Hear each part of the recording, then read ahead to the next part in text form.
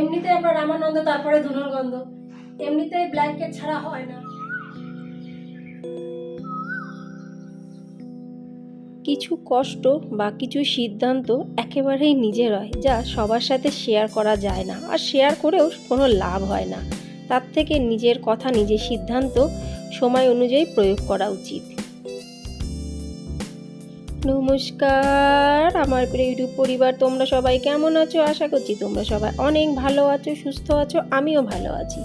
আমি সুপ্রিয়া, আমি তোমাদের সবাইকে আমন্ত্রণ জানাই নাসিকের ঘরকন্যার আরেকটি নতুন ব্লগে। যে যে প্রান্ত থেকে আমার ভিডিওটি, আমার ব্লগটি দেখছো, আশা করছি তোমরাও সবাই অনেক ভালো আছো। কাল কিছুক্ষণের জন্য মুষলধারে বৃষ্টি পড়েছিল, আর নাসিকে বৃষ্টি মানে সেই আবার সোয়েটার বের করো, ব্ল্যাঙ্কেট, চাদর বের করো, এটা হবেই হবে। আমি যখন বিয়ের পরে প্রথম নাসিকে এসেছিলাম, আমি ভাবছিলাম এরা কেমন যে বর্ষার মধ্যে সোয়েটার পরছে, কিন্তু বলে না, যতক্ষণ পর্যন্ত নিজের ঘাড়ে না আসে ততক্ষণ সে জিনিসটা বোঝে না। তারপরে কিন্তু আমি বুঝলাম সত্যিকারেরই বৃষ্টি পড়লে কিন্তু নাসিকে আবার শীতের আবহাওয়াটা চলে আসে। দেখবে আর কিছুদিন পর থেকে আমার মেয়েরা স্কুল যাওয়ার সময় যেমন কিন্তু সোয়েটারই পরে যাবে। যাই হোক, প্রথমে আমার মেয়েরা স্কুল যাওয়ার পরে আমি চলে আসলাম আজকে বিছানাটা ঠিক করতে। ব্ল্যাঙ্কেট একটাই মাত্র বের করেছি, আর দুটো আছে ভেতরে রাখা, ওগুলো আর বের করিনি, কারণ অনেক কষ্ট করে সেইগুলোকে ড্রাই ওয়াশ করে তারপরে ভেতরে রাখা হয়েছিল। কিন্তু যথারীতি কালকে এত ঠান্ডা লাগছিল আমার, আর যেহেতু আমার একটু ঠান্ডার প্রবলেম আছে, ওই জন্য কিন্তু বাধ্যতামূলকভাবে বের করছিলাম। অনেকক্ষণ চিন্তা করছিলাম বের করব কি করব না। আজ কিন্তু বেশ ভালোই রোদ ঝলমল কিন্তু দেখাচ্ছে আকাশটা। তা ভাবলাম যখন এই ঘরটায় আসলাম, এই ঘরের কিছু কিছু জিনিস সবসময় পরিষ্কার করা তো সম্ভব হয় না, সব দিকে নজরও যায় না, তো একটু পরিষ্কার করে নিই। তোমাদের সঙ্গে আজ একটা কথা না বলে পারলাম না। কিছু কিছু সিদ্ধান্ত সত্যি নিজের নিতে হয়, যেটা বড়ই একান্ত, আর সেটা নিজের স্বার্থেই, কিন্তু সেটা বয়স অনুযায়ী চলে। এখন আমার তো অনেকটাই বয়স, সামান্য কিছু সিদ্ধান্ত তো আমি নিতেই পারি। এই প্ল্যাটফর্মে কাজ করা আমার মতন একটা মহিলার পক্ষে কিন্তু চারটিখানি কথা না। আমাকে কিন্তু এই প্ল্যাটফর্মে আসার পরে কেউ সাহায্য করেনি, কোনো কিছুই আমি পারতাম না। আমি তাকে মোবাইল ধরতেই পারতাম না যে ভিডিও করে কি করে, এডিট করা তো দূরের কথা। হ্যাঁ, এডিট আমার কর্তামশাই অনেক বলার পরে এক দুদিন করে দিয়েছিল, কিন্তু শিখিয়ে দেয়নি কোনো দিনও। যদি আমি শিখে যাই, যদি আমি এটার মাধ্যমে কিছু টাকা আয় করি, যদি আমি এর মাধ্যমে অনেকটা বড় হয়ে যাই, তাহলে কি হবে?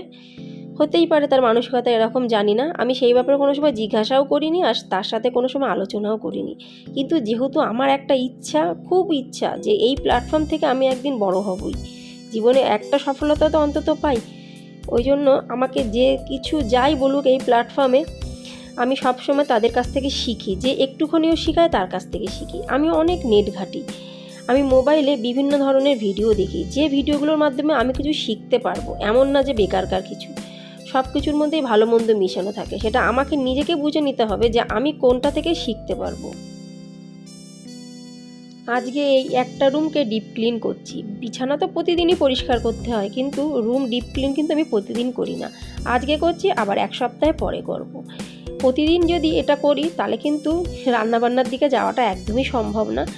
তো ওই জন্য বন্ধুরা, আমি প্রত্যেকটা ঘর সবসময় পরিষ্কার করি না, সপ্তাহে এক একটা দিন এক একটা ঘর পরিষ্কার করি। আর যে ঘরটা পরিষ্কার করি সেই ঘরের খুঁটি নাটি সব কিছু কিন্তু আমি পরিষ্কার করি, যাতে এক সপ্তাহের মধ্যে অন্তত আমাকে সেই দিকে তাকাতে না হয়। ওই রুমটা আমার পরিষ্কার হচ্ছিল, খানিকটা পরিষ্কার হলো। জামা কাপড় কাচতে দিয়েছিলাম, বেশি না, অল্প জামা কাপড়, সেইগুলো ঝটপট করে আগে মেলিয়ে দিই। আজকেও কিন্তু আকাশটা বেশ বৃষ্টির মতন মনে হচ্ছে, কখন যে ঝমঝম করে বৃষ্টি শুরু হবে জানি না। যদিও এখন বর্ষাকাল, যখন তখন বৃষ্টি হতেই পারে, কিন্তু এই জামা কাপড়গুলো দিলাম তো, যদি আবার ভিজে যায়, আবার দৌড়াতে দৌড়াতে কাজের মাঝখানে আসতে হবে, ওটাই বড্ড বিরক্তি লাগে আমার। প্রতিদিন ভিডিও করা, পুরো ঘর সংসার দেখা, কোনো কিছু কমতি না করা কারুরই, না কর্তামশায়ের, না আমার দুই মেয়ের। কেন, কোনো দিকেই যদি একটু ঘাটতি থেকে যায়, কেউ কিন্তু বলতি কমতি করে না, সে কর্তামশাই বলো আর মেয়েরাই বলো। ওই জন্য আমি সবসময় নিজে ভাবি ওদের জন্য কোনো কিছু কমতি না হয়, নাহলে তো কথা শুনতে হবে। ওদের সমস্ত সব কিছু শখ আহ্লাদ পূরণ করে, সব কিছু ডিমান্ড পূরণ করে তারপরে কিন্তু যে সময়টা পাই আমার একান্ত নিজের। ওই জন্য প্রতিদিন রাত্রিবেলায় আমার শুতে শুতে অনেক রাত হয়ে যায়, 1টা 1:30টাও কিন্তু বেজে যায়। তাও এমনও অনেক সময় পরিস্থিতি হয় যে ভিডিও এডিট করা আমার কমপ্লিট হয় না। ফার্স্ট সকালে উঠে ওই যে আমার মেয়েদের স্কুলের রান্না, তার কর্তামশাইয়ের অফিসের রান্না সব কিছু জোগাড় যন্ত্র করা, তাদের স্কুলে পাঠানো, তারপরে যদি বাকি কিছুটা এডিটিংয়ের কাজ থাকে তখন আমি করি। তাহলে সময়টাকে কিন্তু আমি নিজেই ম্যানেজ করি, এটাকেও কাউকে বলার কোনো দরকার পড়ে না। বলেছি না, কিছু কিছু সিদ্ধান্ত নিজেকেই নিতে হয়, কিন্তু সেটা বয়স অনুযায়ী। আমার কর্তামশাই বুঝে গেছে যে আমি আমার বউকে যত যাই বলি না কেন ও এখান থেকে সরবে না।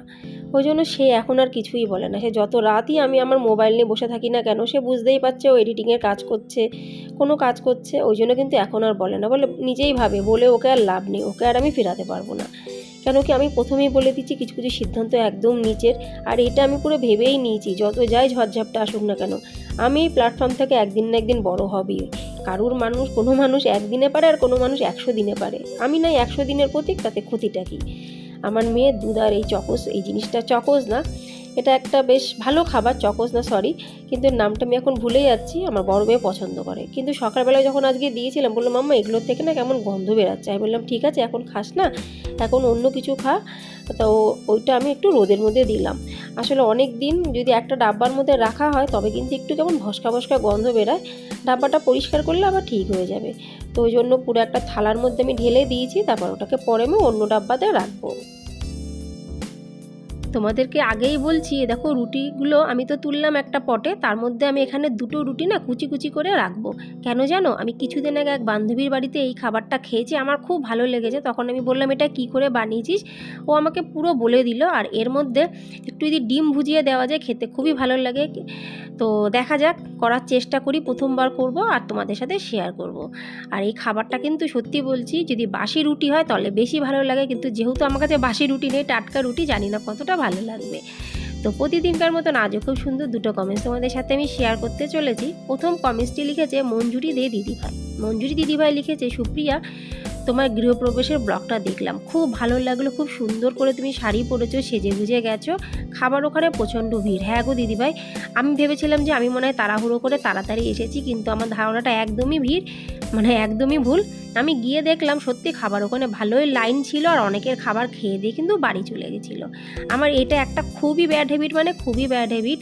আমি কোনো জায়গাতে ঠিকঠাকভাবে টাইমে পৌঁছাতে পারি না, জানি না কেন। এই নিয়ে আমার কর্তামশাই কিন্তু আমাকে অনেক কথা শোনায়, আমি চুপচাপ মাথা নিচু করে শুনি, কেন দোষটা আমারই। নিজের দোষ যদি নিজে মেনে নিই আমার তাতে কোনো কিছু যায় আসে না, বরঞ্চ আমার মনে হয় মনটা অনেক হালকা থাকে। তো যাই হোক, অনেক ভারভার্তি কথা তোমাদের সাথে বলে দিলাম। তো এবার চলো পড়া যাক দ্বিতীয় কমেন্টসটি। দ্বিতীয় কমেন্টসটি লিখেছে রং বাহারি দিদিভাই। রং বাহারি দিদিভাই, তোমার নামটা তো জানি না, ওই জন্য বলতে পারলাম না। যাই হোক, রং বাহারি দিদিভাই লিখেছে যে সুপ্রিয়া তুমি যে বাড়িতে গেছো গৃহপ্রবেশে, বাড়িটা কিন্তু বেশ সুন্দর আর খুব সুন্দর সুন্দর জিনিস দিয়ে সাজিয়েছে। হ্যাঁ গো দিদিভাই, খুবই সুন্দর জিনিস দিয়ে সাজিয়েছে, আর পুরো বাড়িটা কমপ্লিট করেছে, ওই জন্য আরও বেশি ভালো লাগছে। তো যাই হোক, সবার কপালে তো সব কিছু হয় না, কিন্তু বেশ ভালোই লাগলো। সেই দিদি আমাকে নেমন্তন্ন করেছে, সেখানে গেছি, আনন্দ ফুর্তি করেছি, বেশ মজা করেছি। তো অসংখ্য ধন্যবাদ রংবাড়ি দিদিভাই, তুমি যে আমার ভিডিওটি দেখে এত সুন্দর কমেন্টস করেছো। যে বন্ধুরা আমার ভিডিও দেখে কমেন্টস করো সবাইকে অনেক ধন্যবাদ, অনেক ভালোবাসা। আর যারা শুধু ভিডিও দেখো তাদেরকেও অনেক ধন্যবাদ, অনেক অনেক ভালোবাসা। আমরা যেটা পাই সেটা নিয়ে সুখী থাকি না, আমরা যেটা পাই না তার পেছনে আমরা দৌড়াই, আর এটাই কিন্তু বাস্তব। তো আমাদের কাছে যে জিনিসটা আছে সেই জিনিসটাকে আমরা ভ্যালুই দিই না, আর যে জিনিসটা আমাদের কাছে নেই তার পেছনে আমরা সবসময় দৌড়াচ্ছি। এটা কেন? কেউ যদি জেনে থাকো অবশ্যই কিন্তু আমাকে কমেন্টসে জানিও। আজকে আমি পটলের একটা খুব ভালো জিনিস বানাবো, অনেক দিন পরে বানাচ্ছি। আমি আজ বানানোর চেষ্টা করছি পটল তেল। কিছু কিছু রান্না আমার মা এত ভালো করে, কিছু রান্না কি আমার পছন্দের কিছু রান্না আমার মা এতই ভালো করে, যেটা আমি আজ পর্যন্ত যতই চেষ্টা করি না কেন পেরে উঠলাম না ভালো করতে। তো ওই জন্য এই পটল তেলটা আমার মা দারুণ করে, দুর্দান্ত করে। আমি পারি না, যতই আমি চেষ্টা করি না কেন, তবুও নিজের মতন নিজের 100% দিয়ে করার চেষ্টা করি। আমার মা ডিম তেল ভালো করে, সয়াবিন কষা ভালো করে। আমি এই কোনোটা জিনিসই কিন্তু আজ পর্যন্ত ভালো পারলাম না। আর আমি যখন আমার মাকে বলি, আমার মাও আমাকে বলে না রে তুই তো বেশি ভালো পারিস, আমি কোথায় অতটা ভালো পারি। তো আমার কিন্তু বেশ ভালো লাগে মা যখন আমাকে বলে যে আমি ভালো পারি, কিন্তু আলটিমেট সত্যি কথা হলো আমি কিন্তু ভালো পারি না। আজকে সয়াবিনটা একটু বেশি ভিজানো হয়ে গেল, তা সয়াবিন যখন কুকারে কড়াইতে দিলাম করার জন্য, তা কিছু পিস সয়াবিন আমি থালাতে তুলে রাখলাম। বিকালবেলার দিকে একটু সয়াবিনের পকোড়া করব। পকোড়া খেতে কিন্তু সয়াবিনের বেশ ভালো লাগে, আর এটাও কিন্তু আমি আগে জানতাম না। এখন এই বিভিন্ন অনুষ্ঠানে যাই, সেখানে কিন্তু সয়াবিনের মাঞ্চুরিয়ান বলো আর পকোড়া বলো একই ধরনেরই লাগে খেতে আমার কাছে। তা ওটা আশা রাখছি আজকে যদি সময় সুযোগ পাই বিকালবেলার দিকে অবশ্যই বানাবো, আর খেতে কিন্তু মন্দ লাগে না। সব রান্নাবান্না মোটামুটি শেষ হয়ে গেছে, একেবারে আটাটা মেখে রাখছি। এখন মানে গরমকাল তো রান্নাঘরে না সত্যি বলছি বন্ধুরা আমার সন্ধ্যের পরে যেতে গেলে কান্না পায়, এত গরম লাগে। আর তারপরে রুটি করা বুঝতেই পারছো। তো ভাবলাম হাতে যখন আমার অঢেল টাইম আছে আটাটা মেখে সুন্দর করে আমি গুছিয়ে ফ্রিজের মধ্যে একটা ডাব্বার মধ্যে রাখি। কোনো অসুবিধা নেই, রাতেই তো রুটি করব, তা সময়টা আমি এইভাবে বাঁচাই। এমন অনেক কাজ আছে যেগুলো এখনকার কাজ আমি আগের থেকেই এগিয়ে রাখি, যেমন সকালবেলায় লাগবে আমি রাতেই অনেকগুলো কাজ করে রাখি, সন্ধ্যেবেলায় লাগবে দুপুরবেলায় হাতে সময় আছে আমি করে রাখি। সেইগুলো কিন্তু সম্পূর্ণ আমার নিজের উপরে ডিপেন্ড করে যে আমি কোন কাজটা কখন করব আর কোনটা কখন করব না। সমস্ত কাজ বাজ শেষ, এবার শুধু ঘর ঝাড় দেওয়া আর ঘর মোছাটাই কিন্তু বাকি থাকলো। আর আমি যখন কাজ করি তখন কিন্তু তোমরা ভিডিওতে দেখলে বুঝতে পারবে আমি শুধু একমাত্র চা খাওয়ার সময় ছাড়া আমি কিন্তু এক ছিটে ফোটাও আমার সময় নষ্ট করি না। সময়ের কিন্তু অনেক মূল্য আছে। সমস্ত কাজগুলো যদি ঝটপট করে বসি তাহলে সেই সময়টা মূল্যবান সময়টা কিন্তু কাজে লাগাতে পারি। সারাদিন আমি যে এত দৌড়ঝাঁপ করি আমার কিন্তু একদম খারাপ লাগে না, আমার বেশ ভালো লাগে। যেদিনকে আমি কাজ বাজ না করি সেদিন বরঞ্চ আমার মন খারাপ লাগে। আর ভাবলাম যে ইস বাবা আজকের দিনটা আমার নষ্ট হয়ে যাচ্ছে, আমি তো আজ কিছুই করলাম না।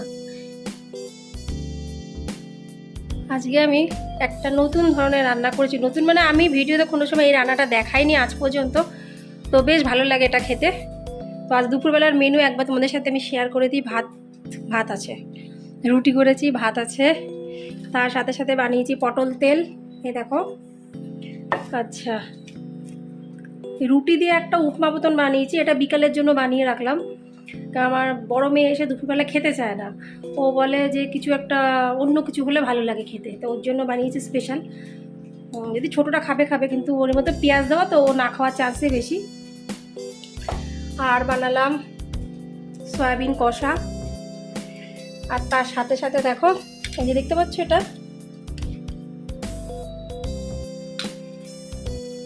এটা হলো কালকে চিংড়ি মাছ বানিয়েছিলাম। তো চিংড়ি মাছের যে খোসাগুলো থাকে সেটাকে পেস্ট করে মিক্সিতে পেস্ট করে বেশ অনেক কিছু দিয়ে এটাকে বানানো হয়, খেতে অদ্ভুত লাগে। তোমরা কে কে এইটা বানাও চিংড়ি মাছের খোসা দিয়ে এই তরকারিটা অবশ্যই আমাকে কমেন্টসে জানিও, অদ্ভুত লাগে কিন্তু খেতে, সত্যি বলছি বন্ধুরা। আজকে ভিডিওটি আমি এখানে সমাপ্ত করছি। যদি ভিডিওটি ভালো লেগে থাকে অবশ্যই লাইক সাবস্ক্রাইব শেয়ার কমেন্টস করে পাশে থেকো। খুব চোখ চুলকাচ্ছে। যদি ভিডিওটি ভালো লেগে থাকে অবশ্যই লাইক সাবস্ক্রাইব শেয়ার কমেন্টস করে পাশে থেকো। আবার তোমার সাথে দেখা পরবর্তী ব্লগে, ততক্ষণ নমস্কার, বাই বাই, টাটা।